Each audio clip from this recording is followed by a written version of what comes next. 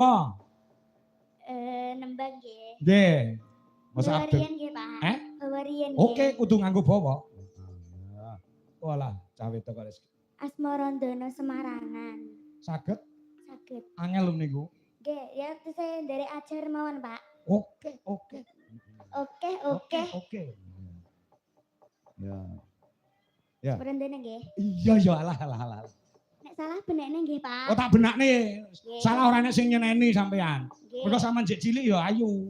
Lek nembang salah, ora nek sing nyeneni, kabeh maklum. Nek sing tuwek-tuwek kok salah, tuwapuk cangkeme.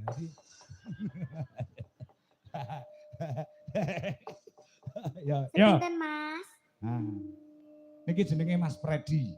Mas Freddy. Nggih. Mas Freddy sing genden niku Mas Freddy. Mas. Gedene kaya baterai. Nggih. Ya, coba. Pak, awas Parandono.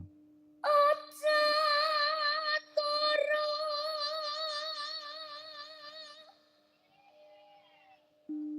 Jangkeme. Sinten sing tuwek-tuwek do meneng. Ya aku gatekne suarane legit kok suwe ra ketemu kok.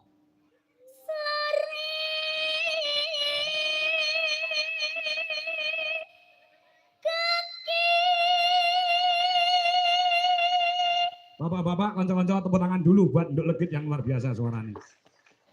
Cek kelas 5 SD lho, suaranya wis kaya bledek. Nggih, pangestunipun nggih, Pak. Nek gede cita-cita pengen dadi apa, Nduk? Presiden, Pak. Presiden. Yes, pokoknya seniman seniwati ngono ya, Pak. Wah, ya pokoknya dadi seniwati ya. Nggih. Sing mok hobeni mok gemari sinden sapa? Iku Oh iya. Mbak Niken Salindri. Wis bocahe meneng, ora sugih swara, ora sugih pertingkah, ya pacare ganteng ya.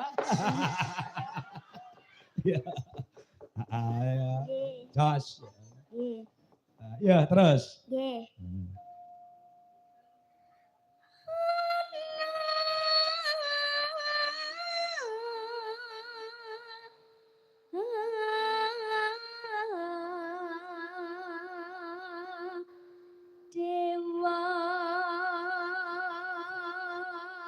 Oh sik Nduk, tak benerke Nduk. Nggih. Ana dewa. Dewa. Ora dewa. Dewa. Nah ngene lho Pak diajari Pak. Nah tak benerke.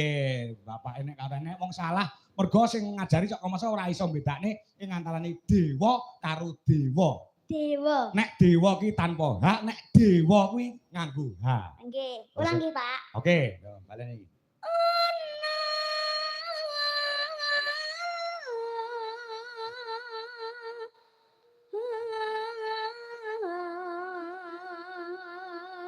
Dewa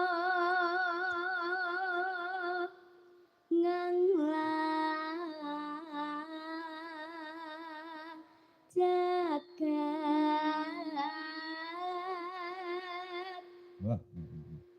nyangkeng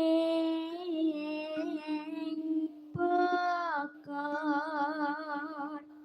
rencanane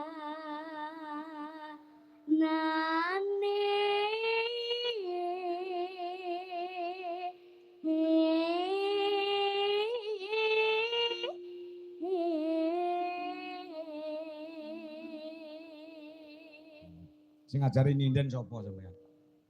Kula.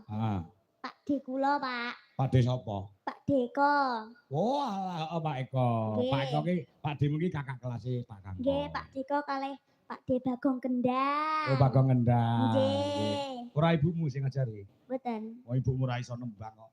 Lah niku? Heeh. Lah iya, ibumu ora iso nembang, nek ngrasani tangga iso weneng dhek. Lah iya to, Pak. Lah iya. Ya, ning mbokmu ki sekile nggon tari, ngono. Nggih. Mangga, Cahayu.